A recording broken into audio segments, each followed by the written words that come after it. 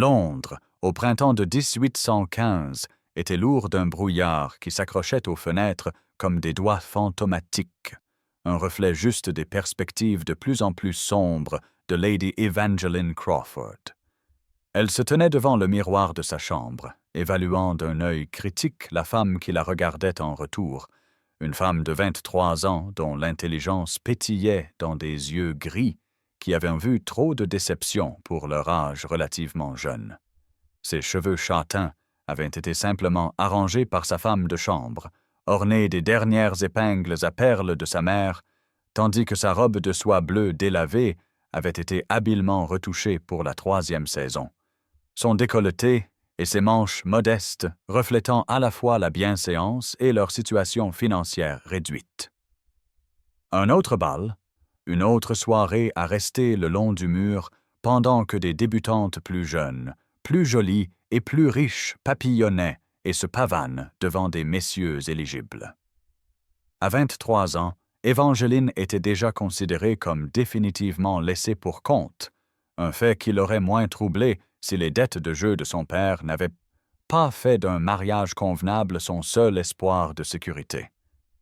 Lord Crawford avait tout perdu, sauf leur modeste maison de ville dans un quartier peu à la mode de Mayfair, et même ce dernier sanctuaire ne tenait qu'à un fil. Evangeline soupira, se pinçant les joues pâles pour y mettre de la couleur, alors que des voix montaient du bureau de son père en bas, des voix masculines parlant sur un ton trop urgent pour être de bon augure. Rassemblant ses jupes, elle se déplaça silencieusement vers le palier, où les vieilles lattes du plancher lui avaient depuis longtemps révélé leurs secrets à ses pas prudents. La première voix était celle de son père, empâtée et désespérée comme elle l'était devenue ces dernières années. La seconde voix, cependant, lui envoya un frisson involontaire le long de l'échine, profonde et impérieuse, avec l'autorité indubitable du pouvoir et du privilège. Le duc de Blackwood, Sebastian Montgomery, un homme dont le nom était murmuré dans les salons de Londres avec autant de fascination que de crainte. Connu sous le nom de « le duc sombre », il était revenu de la guerre avec la moitié du visage balafré, se retirant dans son vaste domaine de campagne et n'en sortant que rarement pour s'occuper de ses affaires. Pourquoi un tel homme se trouverait dans leur modeste demeure à cette heure-ci défiait toute explication jusqu'à ce que les mots suivants de son père clarifient tout avec une précision terrifiante. « La somme est considérable, votre grâce, mais nous pourrions sûrement arranger des termes plus favorables. » Il y eut une pause, puis la voix du duc, froide comme une nuit d'hiver. « Les termes sont précisément tels qu'énoncés, Crawford. J'ai racheté toutes vos dettes. Vos créancières me répondent maintenant, et les seuls termes que j'accepterai impliquent votre fille. » Evangeline porta une main à sa bouche, étouffant un hoquet, tandis que son père balbutiait quelque chose d'inaudible. La réponse du duc tomba avec une finalité glaçante. « Lady Evangeline a suscité mon intérêt. Que cela serve votre avantage ou votre ruine complète dépend entièrement de votre coopération. J'attendrai une réponse dans la quinzaine. » Le bruit de pas s'éloignant et de la porte d'entrée se refermant signala le départ du duc, laissant Evangeline figée sur le palier, son cœur battant la chamade contre ses côtes, alors que la terrible vérité se faisait jour. L'homme le plus redouté de Londres avait racheté les dettes de son père et l'avait mentionné par son nom.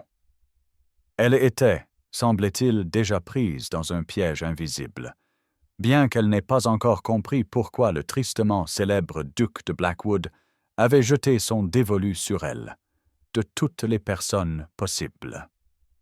Et c'est le moment idéal pour vous abonner à notre chaîne. Chaque abonné nous rapproche du millier, ce qui nous aide à garder ces histoires vivantes et à continuer de vous les partager. Si vous avez apprécié cette vidéo, n'oubliez pas de l'aimer et de laisser un commentaire en nous disant d'où vous regardez. C'est toujours incroyable de voir jusqu'où ces récits voyagent à travers le monde. Continuons maintenant. La salle de bal des Pemberton flamboyait de la lumière d'une douzaine de lustres en cristal, leurs innombrables bougies jetant une lueur dorée sur l'océan de soie, de satin et de bijoux en contrebas, tandis que la société londonienne paradait sa richesse et ses relations avec une ostentation bien rodée. Lady Evangeline Crawford se tenait le long du mur, sa robe de soie bleue délavée, douloureusement modeste parmi les confections mousseuses de dentelle et de rubans qui ornaient les plus jeunes débutantes tourbillonnant sur le sol poli. De son point de vue, elle observait le spectacle familier avec un intérêt détaché, notant comment la fille de 17 ans de Lady Pemberton minauda aux compliments de Lord Westley, pendant que sa mère regardait avec un calcul à peine dissimulé. Le marché du mariage opérait avec toute la subtilité d'une vente de bétail, bien qu'avec considérablement plus de champagne et considérablement moins d'honnêteté sur la marchandise proposée. Évangeline sirotait son punch tiède, comptant les minutes jusqu'à ce qu'elle et son père puissent raisonnablement partir sans offenser, quand une silhouette familière apparut à ses côtés. Thomas Harrington, son ami d'enfance et fils cadet du vicomte Merryweather, s'inclina avec une formalité exagérée avant de s'appuyer contre le mur à côté d'elle, son expression inhabituellement grave. Il avait été à l'étranger ces derniers mois, servant de secrétaire à l'ambassadeur britannique à Vienne, et son apparition inattendue ce soir égaya momentanément son humeur jusqu'à ce qu'elle remarque l'inquiétude dans ses yeux bleus habituellement joyeux. Sans préambule, il l'informa que Londres bruissait de la rumeur la plus choquante concernant son père, et nul autre que le duc de Blackwood. La haute société murmurait que Lord Crawford lui avait promis sa main en mariage au noble reclus pour régler ses dettes de jeu substantielles, une perspective si alarmante qu'Évangeline faillit laisser tomber sa tasse de punch. Le duc sombre, comme la société l'avait surnommé, était revenu de la guerre d'Espagne avec la moitié du visage ravagé par des brûlures, une manifestation physique de l'obscurité qui, disait-on, se cachait dans son âme. Il s'était retiré dans son vaste domaine de campagne de Blackwood Manor, n'en sortant que pour s'occuper d'affaires, et, selon les dires, terrifiant ceux qui avaient le malheur de le rencontrer. Certains prétendaient qu'il avait tué des hommes en duel pour des offenses mineures, tandis que d'autres chuchotaient des histoires de pratiques occultes menées dans l'aile est de sa demeure ancestrale. Thomas observait attentivement son visage pendant qu'il relatait ses contes, ajoutant à voix basse que le duc était dit être obscènement riche, mais totalement impitoyable dans les affaires, comme dans la vie privée. Évangeline maintint son sang-froid grâce à des années de dignité exercée, bien que son esprit s'emballât face aux implications de ce que Thomas révélait. La conversation mystérieuse qu'elle avait surprise prenait soudain un sens terrible, l'intérêt du duc pour elle n'étant pas une fantaisie passagère, mais une acquisition calculée. Elle devait, semblait-il, être achetée comme l'un de ses domaines, une transaction entre hommes de bien, où son consentement n'était ni demandé ni requis. La seule pensée lui glaça le sang, même si la salle de bal surchauffée tourbillonnait de couples rieurs inconscients de sa détresse, la musique poursuivant sa mélodie joyeuse, tandis qu'Évangeline envisageait un avenir enchaîné à un homme balafré et amer qui collectionnait les dettes et, apparemment, les épouses réticentes. La modeste maison de ville de Wimpole Street semblait rapetisser davantage, alors que la pluie s'abattait contre les fenêtres, reflétant la tempête qui couvait entre ses murs délavés, tandis qu'Évangeline confronta son père dans son bureau. Lord Crawford était affalé derrière son bureau, une carafe de brandy à moitié vide, à côté de papiers épars portant des sceaux de cire rouge et des inscriptions menaçantes. Son visage, autrefois beau, était devenu aigre. L'héritage du chagrin et du jeu gravé en rides prématurées alors qu'il évitait le regard fixe de sa fille. Les rumeurs ne pouvaient pas être vraies, insista Évangeline, sa voix tremblante malgré ses efforts pour rester calme. Elle ne serait pas vendue comme du bétail pour régler ses dettes, surtout pas à un homme dont la réputation glaçait même les âmes les plus endurcies de Londres. Son père tressaillit à ces accusations, passant des doigts tremblants dans ses cheveux striés d'argent en tentant d'expliquer ce qui s'était passé avec le duc de Blackwood. Oui, le duc avait bien racheté toutes leurs dettes impayées, consolidant ainsi le pouvoir sur leur avenir financier entre ses seules mains. Mais non, il n'y avait eu aucun arrangement explicite concernant le mariage, simplement un intérêt exprimé pour Lady Evangeline qui restait frustrant et vague. « Il veut quelque chose de nous, de vous spécifiquement », admit Lord Crawford, ses yeux injectés de sang rencontrant enfin les siens avec un mélange de honte et de désarroi. Mais il n'a pas énoncé clairement ses conditions, si ce n'est d'exiger votre présence à Blackwood Manor pour une affaire qui, selon lui, concerne votre mère.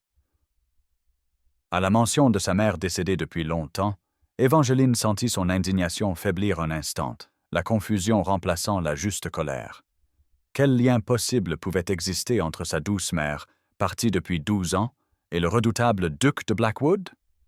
Son père n'offrit aucune réponse, seulement la révélation dévastatrice que leur temps était plus court qu'elle ne le pensait. Le duc leur avait accordé une seule semaine avant de saisir leur maison, le dernier refuge qu'ils avaient réussi à conserver au fil des années de déclin. Après cela, ils feraient face aux horreurs de la prison pour dette, un sort que son père avait jusqu'à présent évité par des mesures de plus en plus désespérées. Evangeline arpentait le tapis usé, son esprit parcourant des options qui se dissolvaient comme du sucre dans le thé dès qu'elle les examinait de près. Ils n'avaient pas de parents assez riches pour les aider, pas de biens assez précieux à vendre, et ses modestes compétences de gouvernante ou de dame de compagnie ne rapporteraient pas assez pour régler des dettes d'une telle ampleur. Son père la regardait avec les yeux vides d'un homme qui avait joué non seulement son propre avenir, mais aussi celui de sa fille, les laissant à la merci d'un homme dont les motivations restaient aussi obscures que son visage balafré. Le bureau semblait se refermer sur eux, les murs chuchotant une perte imminente, tandis que la pluie continuait son assaut incessante, chaque goutte étant une seconde de plus, qui s'écoulait vers leur ruine inévitable. Dans cette atmosphère suffocante de calamité imminente, Evangeline sentit quelque chose durcir dans sa poitrine, une détermination née du désespoir et de la connaissance amère qu'elle seule devait trouver un chemin à travers cette obscurité que son père avait créée, quelles que soient les sinistres intentions que le duc de Blackwood pouvait nourrir à son égard ou à l'égard de la mémoire de sa mère. Les 3 jours suivants virent Evangeline recluse dans le bureau de son père, passant au crible des montagnes de correspondances, de documents financiers et de papiers personnels avec l'énergie désespérée d'une femme en train de se noyer cherchant le moindre fragment qui pourrait flotter. Lord Crawford s'était alité avec une migraine opportune, née plus du brandy que d'une réelle affliction, la laissant seule pour démêler l'écheveau de leur situation précaire. Les liens entre son père et le duc de Blackwood restaient frustramment obscurs jusqu'à ce qu'elle découvre, enfouie sous une pile de factures impayées, une liasse de lettres jaunies échangées entre sa mère et une femme nommée Lady Eleanor Montgomery, qu'Evangeline réalisa avec un sursaut de voir être la mère du duc. La correspondance laissait entrevoir une amitié formée lors de leur saison commune et maintenue jusqu'à la mort prématurée de sa mère, bien que la nature précise de leur lien restât tantalizingly vague. Plus pressants encore étaient les documents détaillant l'étendue de leurs dettes envers le duc, des sommes si astronomiques qu'Evangeline se sentit physiquement mal en les contemplant. C'est en cherchant des informations supplémentaires sur Blackwood Manor même qu'elle découvrit le document le plus intrigant de tous, glissé à l'intérieur d'un vieil atlas des domaines anglais notables. Une carte en parchemin délavé de Blackwood Manor révélait non seulement le plan attendu de la grande demeure, mais aussi, marqué d'une encre pâle presque invisible à l'observateur occasionnel, un passage secret menant de la bibliothèque de l'aile est à ce qui semblait être une chambre souterraine. Gribouillés dans la marge de l'écriture indubitable de son père se trouvaient les mots la chambre forte des Blackwood, réputée être le dépositaire du trésor familial. Evangeline se renversa dans le fauteuil de son père, le cœur battant la chamade, alors que des possibilités se cristallisaient dans son esprit. Si un tel trésor existait, si elle pouvait d'une manière ou d'une autre accéder à Blackwood Manor et localiser cette chambre forte, peut-être pourrait-elle y trouver quelque chose d'assez précieux pour négocier leur libération du contrôle du duc. Le plan prit forme avec une clarté surprenante, alors que la nuit tombait sur les fenêtres du bureau, audacieux et désespéré, mais non sans mérite. Elle accepterait la convocation du duc à Blackwood Manor, se présentant comme la fille dévouée, désireuse de discuter de tout lien qu'il prétendait avoir avec sa mère. Une fois là-bas, elle utiliserait la carte pour localiser le passage secret et découvrir les secrets que la chambre forte des Blackwood contenait, que ce soit de l'or, des bijoux ou des documents assez précieux pour servir de levier.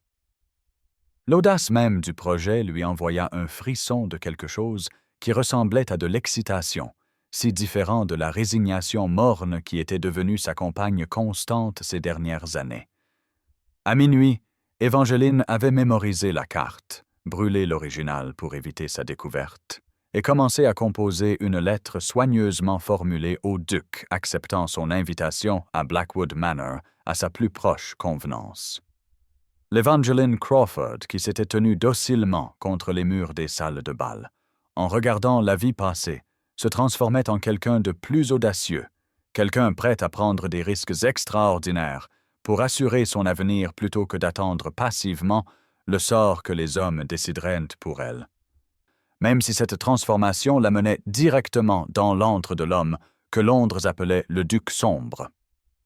Le voyage jusqu'au domaine de Blackwood emmena Evangeline à travers une campagne de plus en plus sauvage, les hayennettes et les champs cultivés du sud de l'Angleterre cédant progressivement la place à d'anciennes forêts et à des landes nimbées de brume, tandis que la calèche de location peinait sur des routes défoncées rarement empruntées. Au moment où l'imposante silhouette de Blackwood Manor apparut à l'horizon en fin d'après-midi du deuxième jour, Evangeline avait commencé à comprendre pourquoi les villages locaux parlaient du domaine à voix basse, avec des tons superstitieux.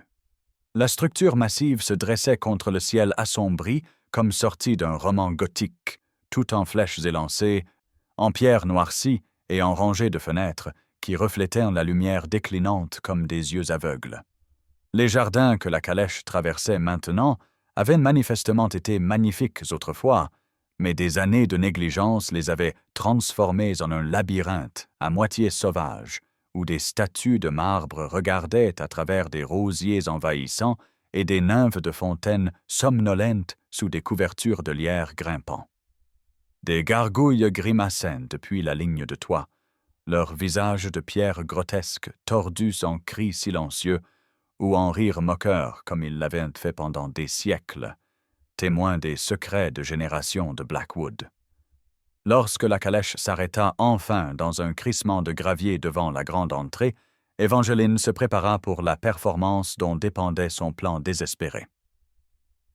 Elle avait écrit à l'avance en s'annonçant non pas comme Lady Evangeline Crawford, mais comme Miss Evangeline Smith, dame de compagnie de la cousine âgée du duc, Lady Elizabeth Montgomery, qui avait demandé à visiter la maison de sa famille avant que sa santé ne décline complètement. La fiction était soigneusement construite autour de fragments de vérité glanés dans les lettres de sa mère, pariant sur la probabilité que le duc, qui avait passé des années à l'étranger et en réclusion, ne soit pas pleinement familier avec les liens de sa famille élargie. Un majordome âgé l'admit avec la formalité rigide de quelqu'un peu habitué aux visiteurs, ses yeux chassieux ne trahissant aucune suspicion, alors qu'il l'informait que Lady Elizabeth serait conduite à ses appartements à son arrivée, et que sa grâce était bien en résidence mais ne recevait que rarement des invités.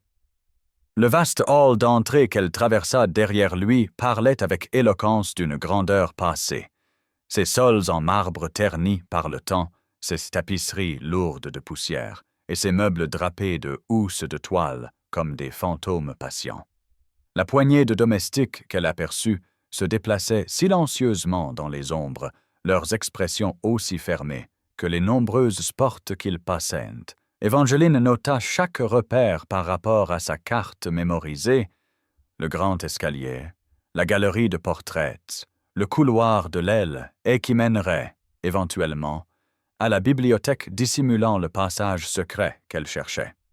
L'air portait l'odeur de moisi du désuétude, mêlée à de la cire d'abeille et à autre chose. Quelque chose d'indéfinissablement masculin et vivante qui suggérait la présence du maître notoire du manoir. Alors que le majordome la laissait dans une chambre étonnamment confortable, Évangeline s'accorda un moment de réaction tremblante avant de redresser le dos et de déballer les quelques affaires qu'elle avait apportées pour sa supercherie. Elle avait réussi à s'infiltrer dans Blackwood Manor, mais la partie la plus dangereuse de son plan restait à venir, l'obligeant à naviguer dans cette maison labyrinthique, à localiser la chambre forte et à éviter d'être découverte par le seul homme en Angleterre qui pourrait reconnaître son véritable but, le mystérieux duc lui-même. Pendant 3 jours, Évangeline utilisa son rôle de dame de compagnie pour explorer les vastes couloirs labyrinthiques de Blackwood Manor, expliquant ses pérégrinations comme des tentatives de se familiariser avec la maison avant l'arrivée de Lady Elizabeth, une fiction qui devenait de plus en plus fragile à chaque heure qui passait. Le vieux majordome, M. Winter, l'avait informé que sa grâce sortait rarement de son bureau avant le crépuscule, lui laissant une liberté relative pendant la journée pour comparer la disposition réelle du manoir à sa carte mémorisée. Chaque matin, elle s'aventurait un peu plus loin, notant soigneusement les portes verrouillées, les ailes inutilisées et les chemins potentiels vers la bibliothèque qui dissimulaient l'entrée du passage secret. Les quelques domestiques qu'elle rencontra semblèrent surpris de sa présence mais pas méfiants, leur isolement les ayant rendus avides de conversations fraîches et de potins de Londres. De la gouvernante, Madame Parker, elle apprit que le duc avait des habitudes strictement nocturnes, travaillant toute la nuit et dormant bien après-midi. La jeune femme de chambre qui lui apportait son thé murmura qu'aucune invitée féminine n'avait été reçue à Blackwood Manor depuis le retour du duc de la guerre, son visage balafré et son tempérament amer l'ayant transformé par rapport au jeune homme beau et charmant qui avait autrefois fait battre les cœurs dans tout le comté. Plus intriguant encore, le vieux jardinier lui confia que sa grâce passait des heures dans l'ancienne bibliothèque, cherchant dans les archives familiales et les textes anciens, comme s'il cherchait quelque chose de grande importance. Le manoir lui-même semblait respirer autour d'elle, des siècles d'histoire et de secrets pulsant à travers ses murs de pierre. Certains couloirs devenaient soudainement froids, sans cause apparente, tandis que d'autres retenaient l'odeur persistante de tabac et de bois de santal qui suggérait le passage récent du duc. Des portraits couverts bordaient la galerie, drapés de tissu noir comme en deuil perpétuel, tandis que des pièces verrouillées l'attiraient avec un but mystérieux. Le 3e jour, Évangeline avait réussi à localiser la bibliothèque de l'aile Est mentionnée sur la carte de son père, une magnifique chambre de 2 étages tapissée de milliers de volumes et dominée par une énorme cheminée en pierre portant les armoiries des Blackwood, un corbeau tenant une branche enflammée. Selon la carte, l'entrée du passage secret se trouvait derrière une bibliothèque particulière, déclenchée par un mécanisme qu'elle n'avait pas encore identifié. Alors que le crépuscule approchait ce 3e soir, Évangeline se retira à contre-cœur dans ses appartements, sachant que le duc serait bientôt de sortie dans la maison et ne voulant pas risquer une rencontre prématurée avant que ses plans ne soient complets. Elle était assise au petit bureau de sa chambre, consignant ses observations et planifiant ses prochaines étapes, quand un léger coup à sa porte annonça l'arrivée de Madame Parker avec un message inattendu.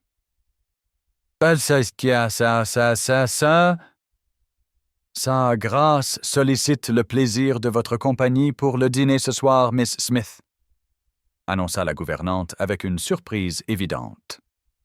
Il vous attend dans la petite salle à manger à 8 heures. Évangeline sentit son cœur vaciller dans sa poitrine, le moment qu'elle avait à la fois redouté et requis, était maintenant arrivé. La nécessité de faire face au duc sombre lui-même tout en maintenant son déguisement précaire, sachant qu'un seul mot de travers pourrait défaire son plan désespéré et sceller son destin. L'heure de minuit trouva Evangeline se déplaçant comme un spectre à travers les couloirs assombris de Blackwood Manor, sa seule bougie projetant de longues ombres dansantes sur les tapisseries anciennes et les armures étincelantes qui semblaient observer son passage avec des yeux creux et réprobateurs. Son dîner avec le duc plus tôt dans la soirée avait été une affaire tendue de mots soigneusement mesurés, son regard perçant l'étudiant avec une intensité qui suggérait qu'il trouvait son histoire peu convaincante, bien qu'il n'ait rien dit pour indiquer une suspicion. Maintenant, avec la maisonnée endormie et même le maître le plus nocturne vraisemblablement retiré, elle saisit son occasion de localiser le passage secret révélé sur la carte de son père. L'aile et gisait dans un silence profond, rompu seulement par le craquement occasionnel des poutres et le doux bruissement de ses jupes contre le tapis, alors qu'elle comptait les portes et notait les repères. La clé qu'elle avait soigneusement subtilisée au trousseau de la gouvernante plus tôt dans la journée était froide et lourde dans sa paume, un rappel tangible des limites franchies et des risques pris que l'Évangeline désespérée d'il y a une semaine n'aurait jamais envisagés. Finalement, elle atteignit la porte lambrissée de chêne qui, selon ses calculs, devait mener à une antichambre communiquant avec la bibliothèque et le passage secret au-delà. Le cœur battant la chamade dans sa poitrine, elle inséra la clé volée, grimaçant au grincement métallique alors que l'ancienne serrure cédait à contre-cœur à son contact. La porte s'ouvrit vers l'intérieur sur des gonds étonnamment silencieux, révélant non pas l'antichambre attendue, mais une chambre spacieuse baignée de la lumière argentée de la lune qui filtrait par de hautes fenêtres sans rideaux. Avant qu'Evangeline ne puisse battre en retraite, son regard tomba sur une grande silhouette se tenant immobile près de la plus grande fenêtre, ses larges épaules et sa posture imposante instantanément reconnaissables même avant qu'il ne se tourne vers l'intrusion inattendue. Le duc de Blackwood lui fit face pleinement. La lune projetant la moitié de ses traits en un relief saisissant, tandis que l'ombre dissimulait miséricordieusement le côté balafré que les commères de Londres décrivaient avec tant de détails horribles. Dans ce moment figé de choc mutuel, Evangeline nota absurdement que même avec sa défiguration supposée, Sebastian Montgomery possédait une beauté masculine brute dans sa mâchoire forte, ses yeux pénétrants et le port fier de sa tête. Sa bougie vacilla sauvagement, reflétant le tremblement de sa main, alors que l'expression du duc passait de la surprise à quelque chose de bien plus dangereux, sa voix, quand elle vint, basse et contrôlée mais vibrant d'une émotion à peine contenue. « Que faites-vous ici, Miss Smith? Ou devrais-je vous adresser correctement en tant que Lady Evangeline Crawford ?» L'utilisation de son vrai nom brisa tout espoir de maintenir sa tromperie, la fiction soignée qu'elle avait construite s'effondrant comme un château de cartes, alors que le duc se dirigeait vers elle avec la grâce fluide d'un prédateur acculant sa proie. Son esprit cherchait désespérément des explications, des excuses, n'importe quoi pour justifier sa présence dans ses appartements privés à minuit, mais ne trouva que la vérité accablante, qu'elle était venue à Blackwood Manor sous de faux prétextes, avec l'intention explicite de localiser et d'exploiter les secrets que la chambre forte familiale contenait. Le duc de Blackwood se déplaça avec une vitesse étonnante pour un homme aussi grand, traversant la chambre éclairée par la lune pour fermer et verrouiller la porte, avant qu'Evangeline n'ait pu rassembler ses esprits pour fuir. Le clic décisif de la clé tournant dans la serrure résonna avec une finalité terrible dans le silence entre eux, scellant son destin aussi sûrement que le marteau d'un juge. « Lady Evangeline Crawford », dit le duc, sa voix profonde étonnamment douce malgré la gravité de la situation. « Comme il est intéressant de vous trouver rôdant dans ma chambre à minuit, alors que vous étiez censée être la dame de compagnie d'une parente inexistante. Son visage restait à moitié dans l'ombre alors qu'il tournait lentement autour d'elle, ses mouvements contrôlés mais fluides, comme un grand félin évaluant une proie particulièrement déroutante. Évangeline leva le menton, puisant sa dignité dans quelques réserves cachées, alors que son esprit parcourait des options de plus en plus désespérées, chacune plus invraisemblable que la précédente, jusqu'à ce que seule la vérité demeure, crue et accablante, mais étrangement libératrice. Avec un calme surprenant, elle avoua tout, la conversation surprise, les dettes croissantes de son père, la découverte de la vieille carte montrant un passage secret menant supposément à la chambre forte des Blackwood, et son plan désespéré pour trouver quelque chose d'assez précieux pour négocier leur libération de son contrôle. Tout au long de son explication hésitante, le duc resta d'un silence déconcertant, son expression illisible jusqu'à ce qu'elle termine par un doux plaidoyer pour qu'il comprenne le désespoir qui l'avait poussé à de tels extrêmes. Un long moment passa avant qu'il ne réponde, se déplaçant pour allumer plusieurs bougies qui repoussèrent progressivement les ombres dissimulatrices, révélant son visage entièrement pour la première fois. La cicatrice était bien présente le long du côté gauche, un motif de brûlure guérie qui tirait légèrement sur son œil et le coin de sa bouche, mais bien moins monstrueux que les rumeurs de Londres ne l'avaient dépeinte. Plus choquant était l'amusement inattendu qui illumina son regard alors qu'il la considérait avec ce qui semblait être une admiration réticente. « Alors, Lady Evangeline, dit-il, vous préféreriez devenir une voleuse plutôt que ma femme. » La déclaration abrupte la frappa comme un coup physique, confirmant ses pires soupçons tout en soulevant simultanément des questions qui dispersèrent ses pensées comme des feuilles d'automne dans une tempête.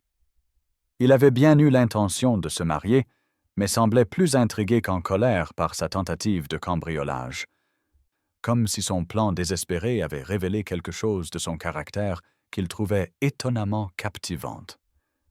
La tension entre eux changea, se transformant de la peur d'être découverte en quelque chose de plus complexe et infiniment plus dangereux, chargé de possibilités inexprimées et de la conscience soudaine et déroutante que l'homme devant elle ressemblait peu au monstre de son imagination. Sebastian Montgomery, le 8e duc de Blackwood, l'étudiait avec des yeux qui semblaient éplucher les faux-semblants et la bienséance, laissant Évangeline se sentir curieusement exposée, mais paradoxalement plus en sécurité qu'elle ne l'avait été depuis des années, même en se tenant enfermée dans la chambre de l'homme le plus redouté d'Angleterre, prise dans un acte qui pourrait l'avoir déportée ou pire.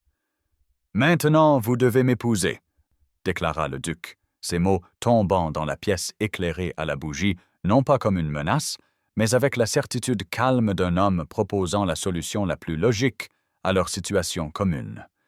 Il fit un geste vers la porte verrouillée derrière elle, expliquant que sa présence dans sa chambre à cette heure, quelles que soient ses intentions, avait créé une situation dont seul le mariage pouvait sauver sa réputation si cela venait à se savoir. Évangeline sentit l'indignation monter en elle comme une marée, balayant la prudence et la bienséance alors qu'elle répondait avec un feu inattendu. « Je préférerais aller en prison pour dette plutôt que de contracter un mariage de convenance avec un homme qui achète des épouses par le biais des dettes de jeu de leur père, » déclara-t-elle, le menton levé en signe de défi malgré la précarité de sa position. À son grand étonnement, le duc rejeta la tête en arrière et rit, un son riche et sincère totalement en désaccord avec sa réputation redoutable. Le son transforma ses traits, adoucissant les angles durs de sa mâchoire et apportant de la chaleur à des yeux qui la regardaient maintenant, avec une appréciation non dissimulée plutôt qu'un jugement. Il se déplaça dans la pièce pour allumer d'autres bougies, se révélant progressivement comme un homme entièrement différent du monstre que la société londonienne avait dépeinte. Dans la lumière grandissante, Évangeline vit de l'intelligence dans son regard, un humour ironique dans le coin de sa bouche et des cicatrices qui, bien que certainement présentes le long du côté gauche de son visage, étaient bien moins horribles que ce que la rumeur avait suggéré, simplement la marque d'un homme qui avait affronté le feu et survécu. Quand il parla de nouveau, sa voix portait une nouvelle note de respect, mêlée à quelque chose qui aurait pu être de l'espoir.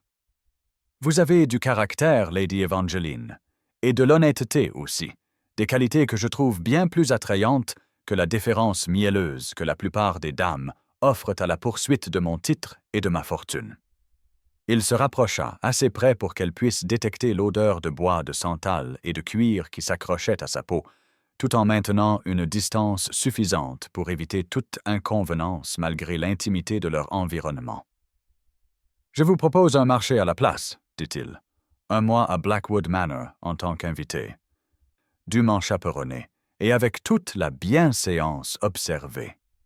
Donnez-moi ce temps pour prouver qu'un mariage entre nous pourrait être basé sur le respect mutuel et une véritable compatibilité plutôt que sur une simple convenance financière. Si à la fin de cette période vous trouvez toujours la perspective de devenir ma femme si odieuse, je pardonnerai entièrement les dettes de votre père et vous retournerez à Londres sans aucune tache sur votre réputation. » La proposition flotta dans l'air entre eux, inattendue et déroutante dans sa générosité, mais lourde d'implications qui firent battre le pouls d'Evangeline. Un mois pour découvrir l'homme derrière le redoutable duc de Blackwood, un mois pour déterminer si Sebastian Montgomery pourrait être quelqu'un qu'elle pourrait respecter, peut-être même apprécier, plutôt que le noble au cœur froid qui avait racheté les dettes de son père avec une précision calculée. L'aube se glissa par les fenêtres sans rideaux de la chambre du duc, peignant la pièce de rose et d'or doux qui semblait en désaccord avec la conversation extraordinaire qui s'était poursuivie toute la nuit, alors qu'Evangeline et Sebastian Montgomery négociaient les termes de leur arrangement inhabituel. Ils avaient quitté sa chambre pour un petit salon attenant il y a des heures, la porte laissée ostensiblement entr'ouverte par souci de bienséance, malgré les dommages déjà causés à sa réputation. Le duc expliqua avec une franchise remarquable que le jeune Thomas, un valet de pied qui était au service de la maison depuis son enfance, l'avait observé entrer dans les appartements privés du duc, un fait qui ne pouvait être annulé quelles que soient ses intentions ou l'issue de leur discussion.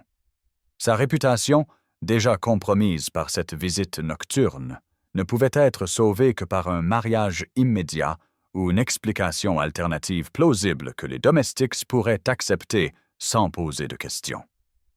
Sébastien proposa qu'ils annoncent des fiançailles formelles, expliquant sa présence dans ses appartements comme une discussion tardive concernant les dettes de son père, une conversation qui avait naturellement conduit à un lien plus personnel entre eux. Sa voix resta calme alors qu'il décrivait comment le mois à venir se déroulerait, avec Evangeline séjournant à Blackwood Manor en tant qu'invité d'honneur pendant qu'ils apprendraient à mieux se connaître sous les yeux attentifs de son personnel de maison et de la tante âgée, qu'il convoquerait pour servir de chaperon approprié. Tout au long de son explication, Evangeline nota la considération attentive dans ses plans, le respect avec lequel il abordait ses préoccupations et l'absence du calcul froid qu'elle attendait de l'homme qui avait racheté les dettes de son père. Quand elle lui demanda pourquoi il offrirait des conditions si généreuses plutôt que de simplement exiger sa conformité, Sébastien se tourna complètement vers la fenêtre, laissant la lumière de l'aube illuminer le côté balafré de son visage sans dissimulation ni honte. Il expliqua doucement qu'il avait besoin d'une épouse qui voyait au-delà de son apparence physique, une femme d'intelligence et de caractère, qui pourrait en venir à apprécier l'homme plutôt que de simplement tolérer son titre et sa fortune. Elle s'était montrée à la fois pleine de ressources et courageuse dans sa tentative de sauver son père, des qualités qu'il admirait bien plus que les accomplissements artificiels valorisés dans les salles de bal de Londres.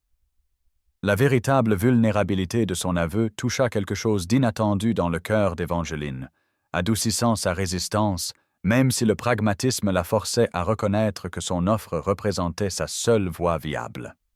Avec la lumière du matin qui se renforçait autour d'eux, elle accepta à contre-cœur sa proposition d'une cour d'1 mois, conservant le droit de refuser sa main à la fin de cette période sans pénalité financière pour son père.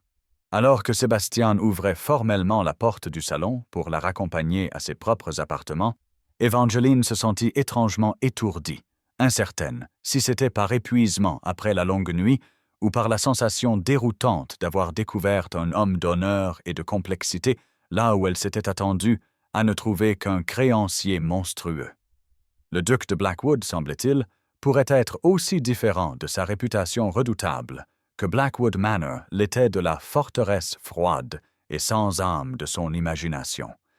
La nouvelle des fiançailles entre Lady Evangeline Crawford et Sebastian Montgomery, duc de Blackwood, se répandit à travers Londres avec la rapidité inévitable d'un scandale, porté par des chuchotements de salon en salle de bal jusqu'à ce qu'il semble que toute la haute société ne parle de rien d'autre. Les circonstances se révélèrent tout simplement trop délicieuses pour que la société y résiste. La vieille fille, sans le sou réussissant à s'assurer le célibataire le plus éligible et le plus reclus du royaume, un homme dont la fortune n'était dépassée que par sa réputation redoutable et ses mystérieuses cicatrices. 2 semaines après leur accord extraordinaire, Évangeline se retrouva aux côtés de Sébastien au dîner de Lady Harrington, la première apparition du duc dans la société londonienne depuis son retour de la guerre des années auparavant. Sa présence avait fait sensation, les conversations s'interrompant et reprenant à voix basse alors qu'ils entraient ensemble dans le salon orné, sa main posée de manière protectrice au creux de son dos. Elle portait une nouvelle robe de soie émeraude, un cadeau de Sébastien, qui complétait ses cheveux châtains et son teint clair tout en annonçant subtilement sa revendication sur elle par sa qualité évidente et sa coupe à la mode. Malgré la confiance extérieure qu'elle projetait, Évangeline sentit chaque regard spéculatif comme un coup physique, alors que les dames chuchotaient derrière leurs éventails et que les messieurs l'évaluaient avec un nouvel intérêt. Lady Pembroke, toujours fiable pour ses observations indiscrètes, remarqua bruyamment que certaines femmes feraient des efforts extraordinaires pour s'assurer un mari riche, même si cela signifiait se compromettre avec un homme dont le visage effraierait les enfants. D'un autre coin venaient des théories chuchotées sur sa mystérieuse visite à Blackwood Manor, des suggestions qu'elle avait délibérément piégé le duc dans une situation scandaleuse pour lui forcer la main, tandis que d'autres spéculaient que seul le désespoir financier pouvait pousser une femme à épouser un homme si défiguré, quelle que soit l'importance de sa fortune. Le plus déconcertant furent les réactions des messieurs qui l'avaient auparavant négligé lors d'innombrables événements sociaux, leur dédain se transformant maintenant en une évaluation calculatrice alors qu'ils réévaluaient la femme qui avait d'une manière ou d'une autre capturé l'intérêt de l'un des hommes les plus puissants d'Angleterre. Thomas Harrington seul l'accueillit avec une chaleur sincère. Bien que l'inquiétude assombrît ses yeux alors qu'il étudiait la grande silhouette qui restait fermement à ses côtés tout au long de la soirée. Sébastien endura l'examen avec une dignité rigide, son expression ne trahissant rien alors que les regards curieux s'attardaient sur son visage balafré. Bien qu'Évangeline remarquât la tension dans ses épaules et le raidissement de sa mâchoire lorsque des chuchotements particulièrement cruels parvenaient à leurs oreilles. Pendant le dîner, assise à côté d'elle comme le protocole l'exigeait pour un couple fiancé, il se pencha légèrement plus près lorsque Lady Westmoreland fit une remarque particulièrement acerbe sur les chasseuses de fortune aux méthodes ingénieuses. « Leurs opinions importent peu, » murmura-t-il, son souffle chaud contre son oreille.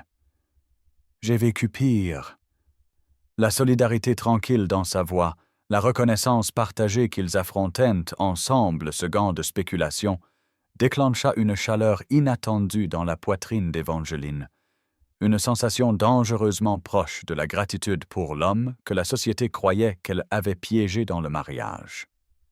À la fin de la soirée, alors que leur calèche s'éloignait de la maison de ville de Lady Harrington, Evangeline se demanda si peut-être le vrai Sebastian Montgomery ne se révélerait pas aussi différent de sa réputation que leur cours peu conventionnel l'était, du chemin conventionnel qu'elle avait autrefois attendu de sa vie.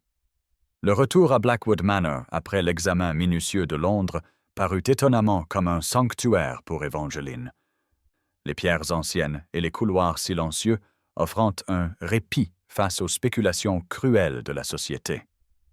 Sous l'œil vigilant mais discret de la tante âgée du duc, Lady Margaret Montgomery, qui était arrivée pour servir de chaperon, Sébastien commença à partager le monde privé qu'il avait créé au sein de sa demeure ancestrale. Chaque jour révélait de nouvelles facettes de l'homme derrière la réputation redoutable, à commencer par sa magnifique bibliothèque qui s'étendait bien au-delà de la chambre qu'elle avait cherchée cette nuit fatidique. La pièce de 2 étages abritait non seulement des siècles d'archives familiales, mais aussi des collections de traités scientifiques, d'œuvres philosophiques et de correspondances avec les plus grands esprits d'Europe. Sébastien lui montra ses jardins expérimentaux où il cultivait des plantes médicinales rares, expliquant des principes botaniques complexes, avec un enthousiasme passionné qui transformait son attitude habituellement réservée. Dans son bureau privé, il révéla une documentation approfondie sur les améliorations agricoles mises en œuvre sur ces vastes domaines. Des innovations qui avaient considérablement amélioré la vie de ses tenanciers tout en augmentant la productivité par des méthodes scientifiques plutôt que par une augmentation du travail. Le plus surprenant furent ces croquis détaillés de dispositifs mécaniques destinés à réduire le fardeau physique des travailleurs, révélant un esprit inventif soucieux des applications pratiques de la connaissance plutôt que de la simple recherche académique. C'est au cours d'une de ses visites de ses ateliers qu'Evangeline rassembla enfin le courage de l'interroger sur ses cicatrices, les marques visibles que la société londonienne avait mythifiées en preuve d'un caractère monstrueux. Sébastien s'immobilisa, sa main s'arrêtant sur un modèle d'irrigation à moitié construit avant d'expliquer doucement que ces blessures ne provenaient pas de la guerre comme on le croyait communément, mais du sauvetage de plusieurs enfants piégés dans un orphelinat en feu près de sa résidence de Londres 3 ans plus tôt. Il avait gardé la vérité privée, laissant le récit de la guerre persister plutôt que d'attirer une attention non désirée sur son acte de courage. Une révélation qui força Evangeline à reconsidérer fondamentalement tout ce qu'elle avait supposé de son caractère. Plus tard dans la soirée, alors qu'il marchait dans la galerie de portraits où des générations d'ancêtres Blackwood les regardaient depuis des cadres ornés, Evangeline posa la question qui la taraudait depuis le début de leur accord inhabituel. Pourquoi l'avait-il choisie, elle, spécifiquement, alors que n'importe quel nombre de femmes plus jeunes et plus belles accepteraient avec empressement sa proposition, malgré ses cicatrices? Sébastien considéra sa question avec sa réflexion caractéristique avant d'expliquer qu'il l'avait observée lors d'événements sociaux pendant des mois avant d'approcher son père. Tandis que d'autres jeunes dames se donnaient en spectacle pour attirer l'attention, minaudant et flirtant sans substance, elle avait observé et écouté avec une curiosité et une intelligence véritables. Des qualités qu'il trouvait bien plus captivantes que la beauté conventionnelle, bien qu'elle la possédât aussi à sa manière discrète. Son évaluation, livrée avec une appréciation factuelle plutôt que de la flatterie, remua quelque chose d'inattendu dans le cœur d'Evangeline, la sensation nouvelle d'être véritablement vue et appréciée pour des aspects d'elle-même qu'elle avait longtemps cru que la société considérait comme sans importance chez une femme. La serre en verre attenante à l'aile et de Blackwood Manor révéla une autre dimension inattendue du monde privé de Sébastien Montgomery, une cathédrale de lumière et de verdure abritant des trésors botaniques recueillis à travers le globe. La lumière du soleil filtrait à travers des centaines de vitres, créant un sanctuaire chaud et verdoyant où des fleurs exotiques s'épanouissaient dans des couleurs éclatantes et où l'air était lourd des parfums mêlés de jasmin, d'agrumes et de terres riches. Sébastien se déplaçait dans ce domaine avec une passion évidente, présentant chaque spécimen avec la précision d'un philosophe naturel et la révérence d'un poète.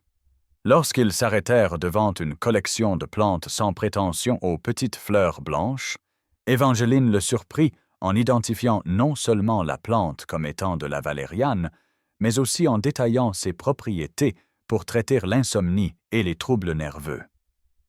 Sa mère, expliqua-t-elle, avait entretenu un modeste jardin d'herbes aromatiques et lui avait appris les usages médicinaux de diverses plantes.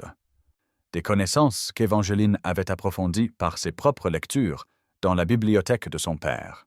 Alors qu'elle continuait, identifiant la digitale et discutant de son utilisation soigneusement mesurée pour les affections cardiaques, l'expression de Sébastien se transforma en un véritable enchantement, l'aristocrate réservé laissant place à un érudit enthousiaste découvrant une affinité inattendue. « Tout le monde voit le duc de Blackwood et sa fortune », observa-t-il avec un étonnement tranquille alors qu'il s'arrêtait près d'une orchidée rare importée des Amériques.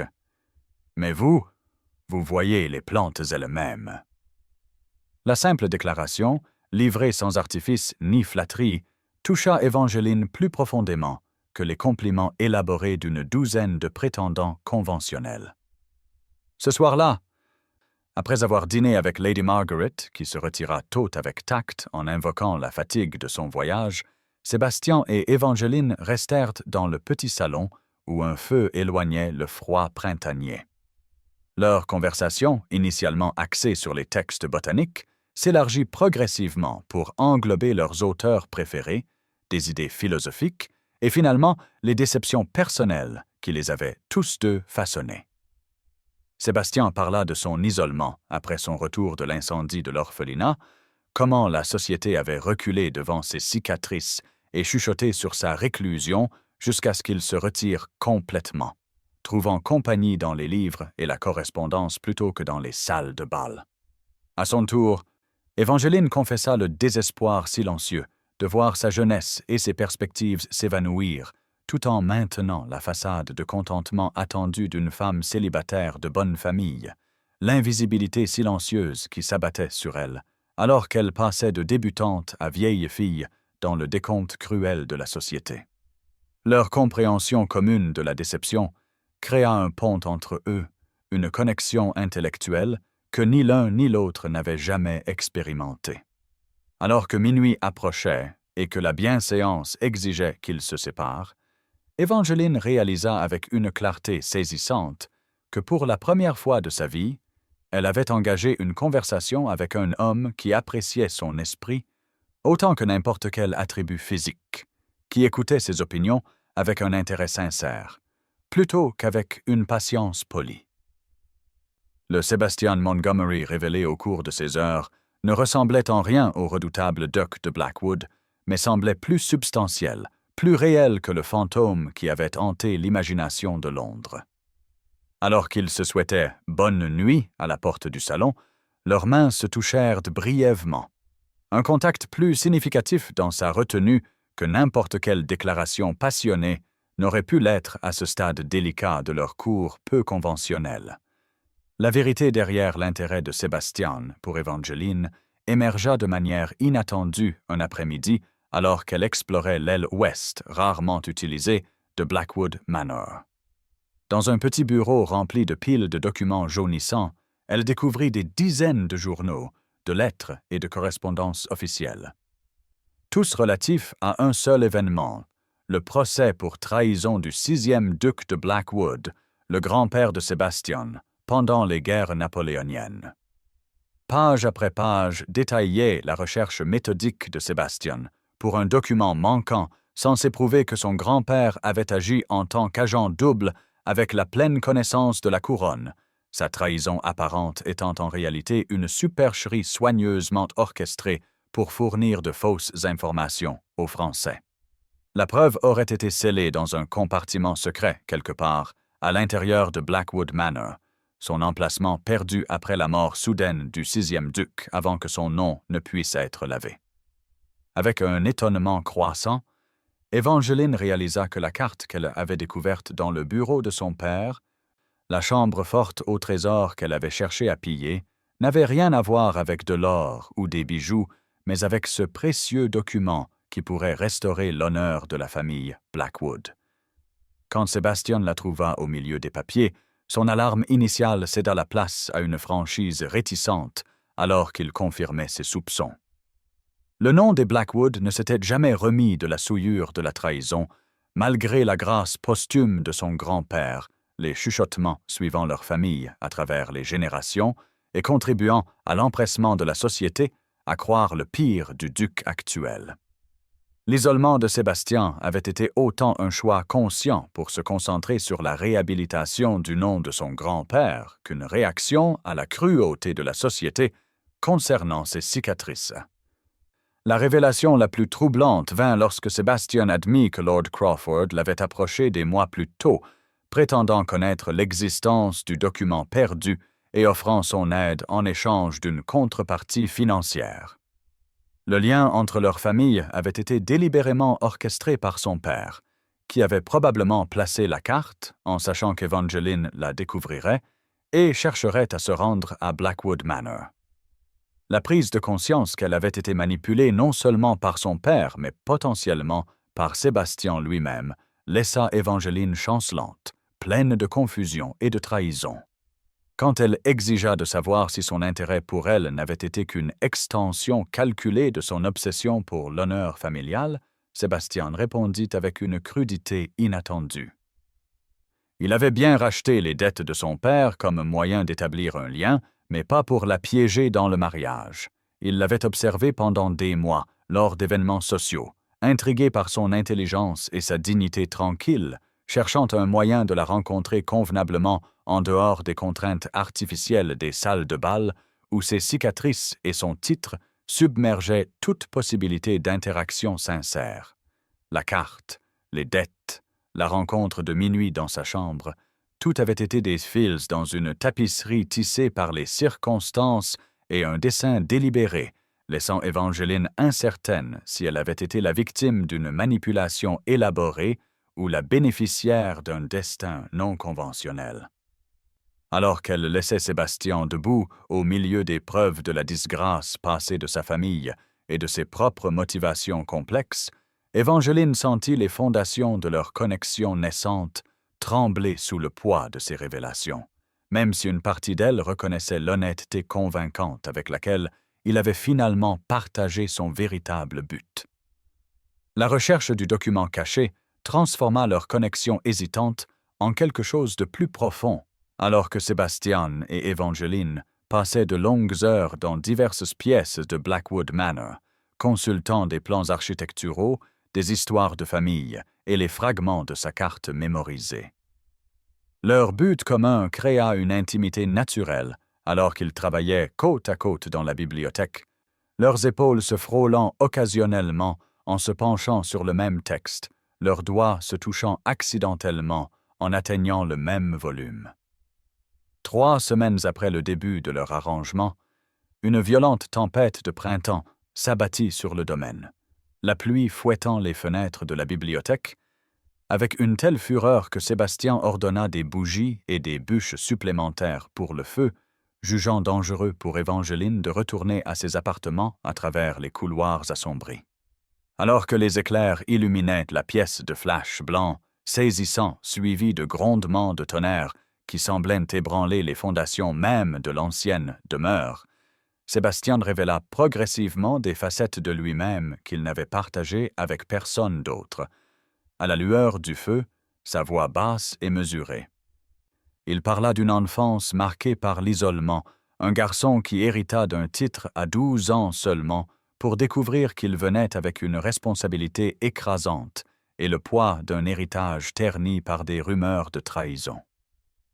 La lumière des flammes adoucissait ses traits, dansant sur le côté balafré de son visage qu'il n'essayait plus de lui cacher. Et Evangeline sentit quelque chose bouger dans sa poitrine alors qu'elle reconnaissait la profonde solitude qu'ils partageaient malgré leurs circonstances différentes.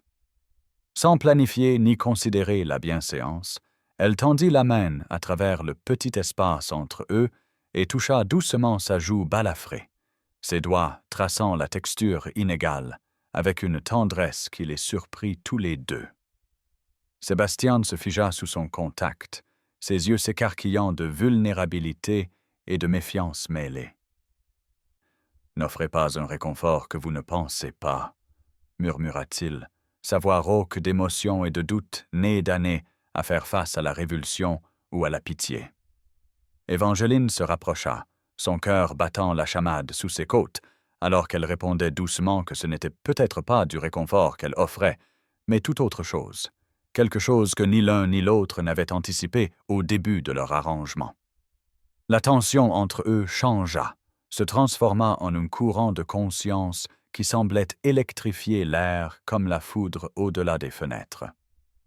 Quand Sébastien ferma finalement la distance restante entre eux, ses lèvres rencontrant les siennes avec une question hésitante, Évangeline répondit en se penchant dans le baiser.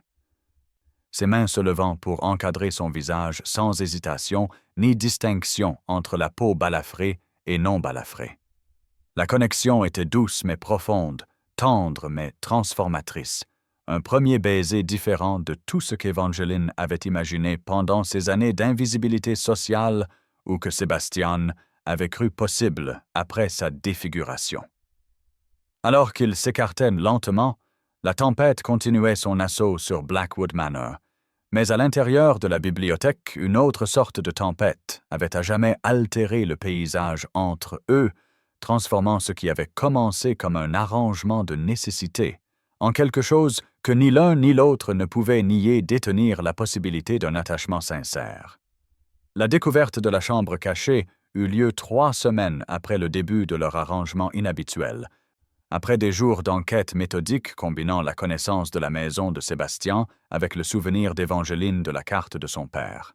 Travaillant ensemble dans la bibliothèque de l'aile Est, ils identifièrent des différences subtiles entre l'architecture actuelle et les plans originaux, révélant une section de mur qui mesurait légèrement moins large qu'elle ne le devrait.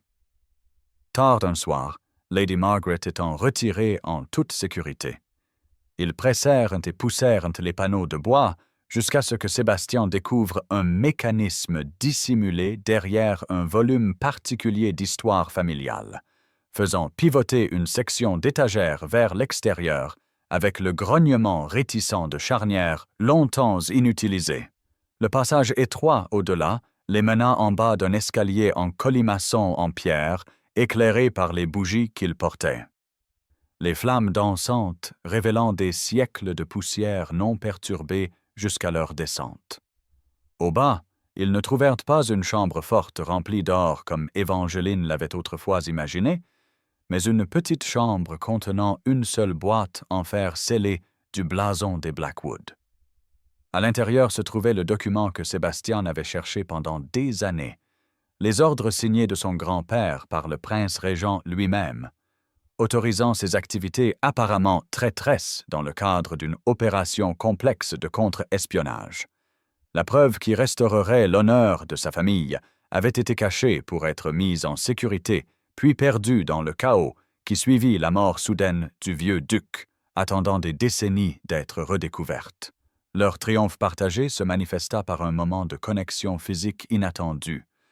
Sébastien soulevant Évangeline dans une étreinte spontanée qui fit battre son cœur avant que la bienséance ne reprenne ses droits et qu'il la repose doucement, ses mains s'attardant brièvement à sa taille. À la douce lueur des bougies de la chambre cachée, entourée par le poids de l'histoire et d'un but commun, Sébastien la regarda avec une expression d'une telle vulnérabilité qu'Évangeline sentit son souffle se couper. Il avoua à voix basse que s'il avait commencé leur arrangement en espérant un partenariat pratique avec une femme d'intelligence qui pourrait comprendre sa quête, il se retrouvait à vouloir bien plus qu'une simple coopération, ou même du respect. Ses sentiments avaient évolué au-delà de ses plans soigneusement élaborés, devenant quelque chose qu'il n'avait ni anticipé ni cherché, mais qu'il ne pouvait plus nier. Évangeline sentit son propre cœur répondre à son aveu, même si la prudence et la blessure persistante de ses révélations antérieures la retenaient. Comment pouvait-elle être sûre que cette affection nouvelle ne faisait pas encore partie de son plan? demanda-t-elle doucement. Un autre mouvement calculé dans le jeu complexe qui les avait réunis par la manipulation et la nécessité plutôt que par un choix sincère? Sa question resta en suspens entre eux, créant une nouvelle tension là où la célébration avait régné quelques instants auparavant, le précieux document entre les mains de Sébastien étant maintenant éclipsé par la question plus immédiate de savoir si deux personnes réunies dans des circonstances aussi peu orthodoxes pouvaient forger quelque chose de sincère sur des fondations bâties de secrets et de manœuvres stratégiques. La transformation de Blackwood Manor, de forteresse gothique menaçante à épicentre social scintillant, semblait relever du miracle, alors que des calèches venues de tout le comté et au-delà livraient la crème de la société londonienne au plus grand bal organisé au domaine de mémoire d'homme. Des lustres en cristal brillaient de centaines de bougies, des fleurs fraîches ornaient chaque surface, et des musiciens jouaient depuis une estrade surélevée, tandis que des valets en livrée circulaient avec du champagne et des mets délicats préparés par un chef français importé spécialement pour l'occasion. Au centre de cette renaissance spectaculaire se tenait Sebastian Montgomery, duc de Blackwood, resplendissant dans une tenue de soirée noire formelle qui soulignait sa grande taille et ses larges épaules. Le côté balafré de son visage n'étant plus dissimulé par l'ombre mais porté avec la confiance d'un homme qui avait fait la paix avec son passé. À ses côtés, Évangeline scintillait dans une robe de tissu d'argent sur de la soie bleu pâle, ses cheveux châtains arrangés avec des épingles en diamant qui attrapaient la lumière à chaque mouvement, transformant la vieille fille autrefois négligée en une femme d'une élégance et d'une assurance indéniable. Pendant le dîner, Sébastien se leva pour s'adresser à ses invités, sa voix profonde portant clairement à travers la salle de bal silencieuse, alors qu'il annonçait non seulement la date officielle de leur prochain mariage, mais parlait avec une émotion inattendue de l'intelligence, du courage d'Évangeline et de la joie profonde qu'elle avait apportée dans sa vie pendant leur cours peu conventionnel. Les matrones de la société qui avaient autrefois rejeté Évangeline comme une giroflée insignifiante se pressaient maintenant autour d'elle, offrant des félicitations effusives et des invitations à des rassemblements exclusifs, leur ancienne condescendance remplacée par un empressement à cultiver la future duchesse de Blackwood. Parmi les invités, Évangeline aperçut son père, étonnamment bien habillé et les poches pleines, qui lui confia lors d'un bref moment seul que Sébastien avait secrètement payé toutes leurs dettes des semaines auparavant, quelle que soit sa décision concernant le mariage. Un acte de générosité qu'il avait gardé secret pour ne pas influencer son choix. La révélation envoya une vague de chaleur dans sa poitrine, une preuve supplémentaire du véritable caractère de l'homme qu'elle en était venue à admirer au-delà de toute attente. La seule discorde de la soirée survint lorsque Lord Westley, qui avait autrefois délibérément ignoré l'existence d'Évangeline lors d'innombrables bals londoniennes, s'approcha d'elle, la langue déliée par le vin, suggérant bruyamment qu'elle s'était délibérément compromise pour s'assurer le mari le plus riche d'Angleterre. Sébastien se matérialisa à ses côtés, avec une vitesse dangereuse, son expression se durcissant alors qu'il demandait réparation pour l'insulte en des termes qui firent taire les conversations environnantes. Avant que la confrontation ne puisse dégénérer, Évangeline posa une main retenant sur le bras de Sébastien et s'adressa à Lord Westley avec un sang-froid glacial, observant qu'un gentleman qui l'avait auparavant trouvé si totalement invisible ne devrait guère se préoccuper de ses affaires maintenant, à moins peut-être que son intérêt soudain ne provienne de la découverte qu'il avait négligé une femme de substance en poursuivant des débutantes écervelées avec de plus grosses dots, mais de plus petits esprits. La précision de sa réponse, livrée avec la confiance tranquille d'une femme qui connaissait sa propre valeur, fit taire Lord Westley plus efficacement que n'importe quel défi en duel, le faisant battre en retraite dans la foule, tandis que les auditeurs voisins échangeaient des regards de surprise admirative face à cette transformation de la Miss Crawford autrefois réservé en une femme capable de défendre à la fois son honneur et celui de l'homme qui avait reconnu sa valeur quand d'autres ne l'avaient pas fait. Le mois de leur arrangement inhabituel toucha à sa fin par une nuit où le clair de lune argentait les jardins à la française de Blackwood Manor, transformant les allées soigneusement entretenues et les topiaires anciennes en un paysage de rêve fait d'ombre et de lumière. Évangeline trouva Sébastien debout près de la fontaine en pierre au centre des jardins. Sa grande silhouette immobile alors qu'il contemplait l'eau frémissante qui attrapait et fragmentait le reflet de la lune en des milliers de morceaux scintillants. Son approche fut silencieuse sur l'herbe. Pourtant il sembla sentir sa présence, se tournant pour lui faire face avec une expression soigneusement composée, bien que ses yeux révélassent l'attention qu'il cherchait à dissimuler. Évangeline s'arrêta à plusieurs pas, l'air de minuit portant le parfum des roses et les chants lointains des rossignols, alors qu'elle déclarait simplement que le mois était terminé et qu'il avait tenu sa promesse, leur arrangement étant maintenant achevé. Sébastien resta parfaitement immobile un instant avant d'incliner la tête en signe de reconnaissance, sa voix calme, alors qu'il confirmait que, comme convenu, elle était libre de partir avec toutes les dettes pardonnées, quelle que soit sa décision.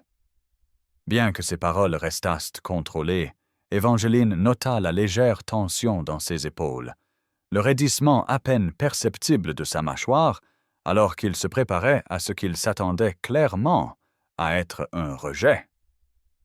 Le jardin éclairé par la lune tomba dans le silence autour d'eux, lourde d'émotions inexprimées qui avaient grandi pendant leurs mois extraordinaires ensemble, des sentiments que ni l'un ni l'autre n'avaient anticipés lorsque leur cours peu conventionnel avait commencé par une intrigue de minuit et une nécessité financière.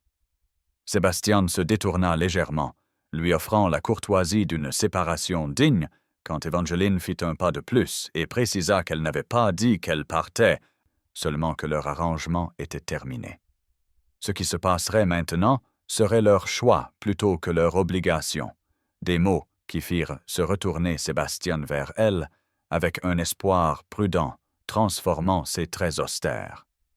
L'air nocturne sembla vibrer entre eux de possibilités, alors qu'Évangeline continuait doucement qu'elle était venue à Blackwood Manor en quête d'un trésor, mais avait trouvé quelque chose de bien plus précieux que de l'or ou des bijoux, un homme dont l'intelligence égalait la sienne, dont le courage se démontrait non pas dans la gloire des champs de bataille, mais dans la gentillesse quotidienne, dont les cicatrices ne reflétaient pas un caractère monstrueux, mais une compassion profonde. Sébastien s'avança alors vers elle, le clair de lune illuminant l'émerveillement sur son visage, alors qu'Évangeline reconnaissait que ce qui avait commencé comme une nécessité s'était transformé en quelque chose que ni l'un ni l'autre n'avaient cherché, mais que tous deux désiraient maintenant. Un partenariat fondé sur le respect mutuel et une affection sincère plutôt que sur une simple convenance ou une obligation. Alors que Sébastien prenait ses mains, Évangeline sentit le jardin autour d'eux s'estomper jusqu'à l'insignifiance comparée à l'intensité de la connexion entre eux, l'aboutissement d'un voyage qui avait commencé par son incursion désespérée de minuit dans sa chambre et qui avait mené à ce moment de choix libre et honnête entre deux personnes qui avaient découvert l'une en l'autre des qualités que la société avait négligées ou mal comprises en eux deux.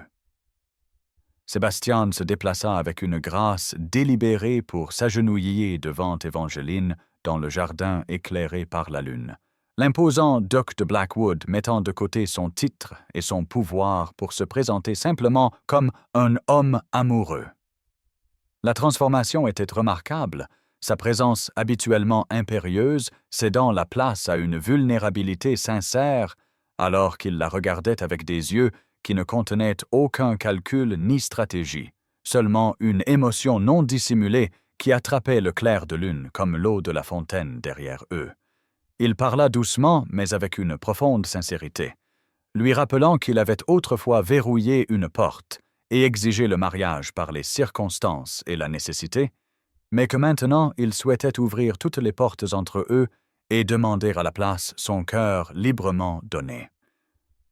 Ses mains, fortes et fermes lors de toutes leurs précédentes rencontres, tremblait légèrement en tenant les siennes, sa voix portant le poids d'un homme qui avait passé des années derrière des murs soigneusement construits, maintenant volontairement démantelés pour la femme devant lui. En ce moment de parfaite honnêteté, Sébastien reconnut comment leur début inhabituel s'était transformé en quelque chose que ni l'un ni l'autre n'avaient anticipé. Comment l'arrangement conçu pour résoudre des problèmes pratiques avait révélé des possibilités de joie que ni l'un ni l'autre n'avaient osé imaginer dans leur solitude respective. Évangeline regarda l'homme agenouillé devant elle, s'émerveillant du chemin qu'ils avaient tous deux parcouru depuis leur première rencontre conflictuelle. Elle n'étant plus la fille désespérée cherchant à sauver son père de la ruine, lui n'étant plus le créancier froid utilisant la dette comme levier. La confiance qui redressait maintenant sa colonne vertébrale et levait son menton ne venait pas de la position sociale ou de la sécurité financière, mais de la connaissance profonde de sa propre valeur reflétée dans les yeux de l'homme qui l'avait vraiment vu. Avec une franchise douce qui correspondait à la sienne, elle avoua que son cœur lui appartenait depuis qu'il l'avait vu correctement. Vraiment vu quand personne d'autre n'avait pris la peine de regarder au-delà des jugements superficiels et des attentes sociétales. La connexion intellectuelle qui les avait d'abord rapprochés s'était approfondie en quelque chose qui englobait l'esprit, l'âme et le cœur. Une reconnaissance d'âme sœur déguisée par les circonstances et les malentendus jusqu'à ce que le destin, ou peut-être leur propre détermination, ait révélé ce qui aurait pu rester à jamais caché. Alors que Sébastien se relevait, la distance entre eux disparut lorsqu'elle entra volontairement dans son étreinte, leurs lèvres se rencontrant dans un baiser qui scellait des promesses qu'aucun document formel ne pourrait capturer adéquatement. La nature sacrée de leur lien, construit sur des fondations de respect mutuel et d'affection sincère, plutôt que sur une simple convenance ou une obligation, transforma ce qui avait commencé comme un scandale potentiel en quelque chose de profond et de durable. Autour d'eux, le jardin continuait sa symphonie nocturne de feuilles bruissantes et de chants d'oiseaux lointains. Mais pour Sébastien et Évangeline, le monde s'était rétréci à ce seul moment parfait de connexion, l'aboutissement d'un voyage qui avait commencé par des portes verrouillées et des confrontations de minuit, et qui avait conduit à l'ouverture de leur cœur à des possibilités que ni l'un ni l'autre n'avaient osé imaginer avant de trouver un trésor inattendu l'un en l'autre. 1 an plus tard, Blackwood Manor s'épanouissait d'une vie renouvelée. Les jardins autrefois négligés débordant maintenant de couleurs et de parfums, tandis que la lumière du soleil filtrait par des fenêtres sans rideaux dans des pièces qui n'étaient plus drapées de housses de toile et de mélancolie. La transformation du domaine reflétait le changement profond de son maître et de sa maîtresse, dont le partenariat avait apporté lumière et dessin à des espaces longtemps abandonnés aux ombres et aux chuchotements.